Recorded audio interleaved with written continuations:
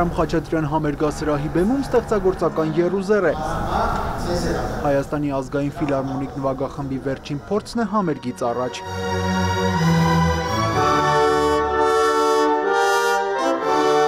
Սիմֆոնիկ համերգը ղեկավարելու է Ամերիկա բնակ մեր հայրենակից Պետրոս Շեթիլյանը։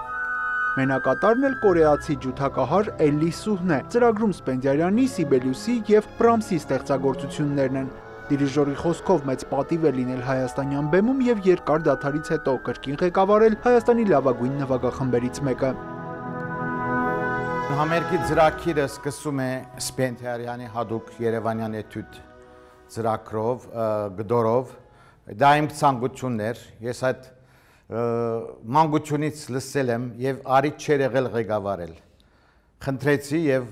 ֆիլհարմոնիկա ընդառաջ եկավ։ Վերջին անգամ դիրիժորը Հայաստանի ազգային ֆիլհարմոնիկ նվագախումբը ղեկավարել է մոտ 25 տարի առաջ։ Նշում է հավաքված են միջազգային մակարդակի պրոֆեսիոնալ երաժիշտներ, որոնց հետ աշխատելը մեծ հաճույք է։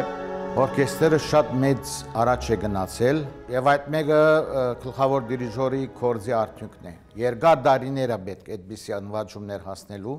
Օրկեստրը team work է ասում են, խումբի բան է։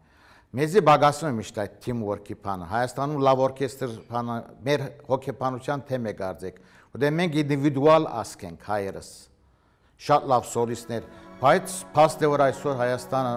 արդեն միջազգային ստանդարտներով աշխատող նվագախումբ։ Երաժիշտները մաեստրո Շեթիլյանի խստապահանջությունից չեն կաշկանդվում, ասում են կարևոր է վերջնարդյունքն է հանդիսատեսին գոհ տեսնելը։ Եթե դիրիժորը խստապահանջ չեղավ, արդեն լավ չի, այդպես ասեմ, պետք է խստապահանջ լինի, բայց չզգացինք այդպես խստություն իրենից, ավելի դրական էմոցիաներով լցված։ Ինչպես լսում եմ գործը, ուզում եմ այդպես հնչի,